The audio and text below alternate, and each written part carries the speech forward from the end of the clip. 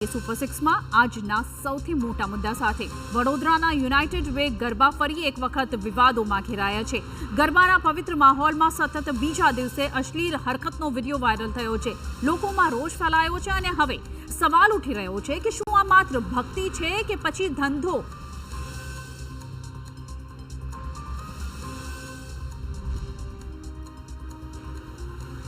વડોદરા શહેરના પ્રતિષ્ઠિત ગણાતા યુનાઇટેડ વે ગરબામાં સતત બીજા દિવસે અશ્લીલ હરકત સામે આવી છે।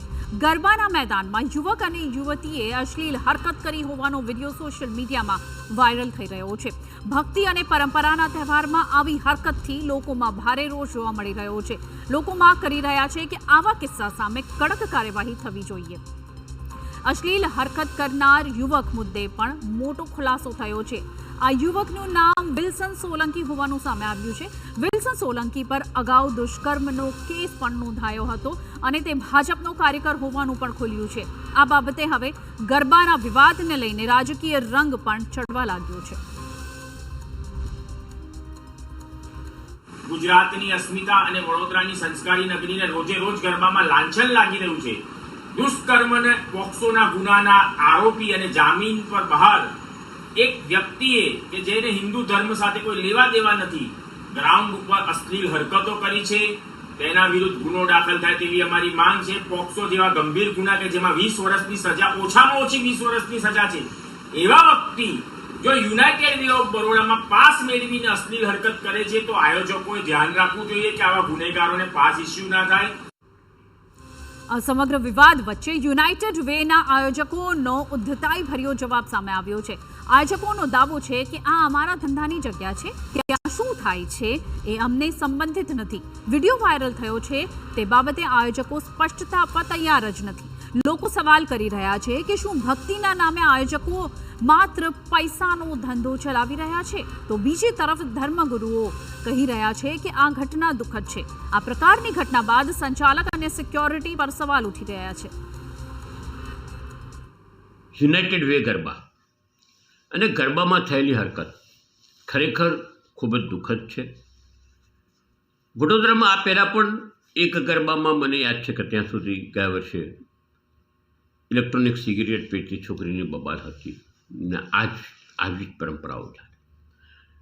ખરેખર સંચાલકો અને સિક્યુરિટી શું કરે છે મોટો પ્રશ્ન છે, ધ્યાન આપવું જોઈએ। ગરબામાં અશ્લીલ હરકત થતી હોય અને આજુબાજુ બી લોકો જોયા કરે દુઃખની વાત છે। સંસ્કૃતિ સાચવવી પડશે તો બધાએ જાગવું પડશે। તો હવે સવાલ એ છે કે ગરબાના પવિત્ર માહોલમાં વારંવાર શરમજનક દ્રશ્યો કેમ સામે આવી રહ્યા છે? આયોજકોની બેદરકારી છે કે પછી ભક્તિના નામે માત્ર ધંધો ચાલી રહ્યો છે? ગરબા એટલે પરંપરા, ભક્તિ અને સંસ્કૃતિનો પ્રતિબિંબ, પણ વડોદરામાં વારંવાર થતા આવા વિવાદો ગરબાની પવિત્રતા પર સવાલ ઊભા કરી રહ્યા છે। હવે જોવાનું એ રહે છે કે આ મામલે કડક પગલાં લેવાય છે કે નહીં અને લોકોના વિશ્વાસને ફરીથી કેવી રીતે જાળવવામાં આવશે। જો કે સમગ્ર ઘટનામાં વાયરલ રીલમાં દેખાતા યુવક યુવતી હવે સામે આવ્યા છે। વિલ્સન અને તેની પત્નીએ આક્ષેપોને નકારી દીધા છે। તેમનો દાવો છે કે વિલ્સન પોતાની પત્નીને માત્ર કાનમાં વાત કહી રહ્યો હતો। ફોટોને બ્લર કરીને ખોટી રીતે વાયરલ કરવામાં આવી રહ્યો છે અને સાથે જ બંનેએ માફી પણ માંગી છે કે જો ધાર્મિક લાગણીઓને ઠેસ પહોંચી હોય તો ક્ષમા કરશો। 4 દિવસ પહેલાંનો આ અમારી એક પોસ્ટ હતી જેની અંદર લાઉડ સ્પીકર વાગી રહ્યું એટલે મારી વાઈફના કાનમાં હું કંઈક વાત કરતો હતો અને એ ફોટો રેન્ડમ ક્લિક કર્યો હતો અને એ ફોટાને બ્લર કરી અલગ એંગલથી જોવામાં આવી રહ્યું છે જેનો અમે સખત ઇનકાર કરે છે કે અમે કોઈ હરકત અશ્લીલ કરી નથી। પણ તેમ છતાં મારા વડોદરાના વાસીઓને જો આસ્થાનું કેન્દ્ર છે ત્યાં આસ્થા જ્યારે મા દુર્ગાની પૂજા જે જગ્યાએ થઈ રહી હોય, મા અંબાની આરતી આરાધના થઈ રહી હોય એ ગ્રાઉન્ડની ઉપર જ્યારે અમે લોકો વાત કરતા હોય અને એવો કોઈ ફોટો જો વાયરલ થયો અને એની અંદર ફ્રેન્ડ્સ ફોલોઈંગ છે અમારું અને એ લોકોને કંઈક લાગણી દુભાઈ હોય તો હું અને મારા ધર્મપત્ની બંને માફી માગીએ છીએ।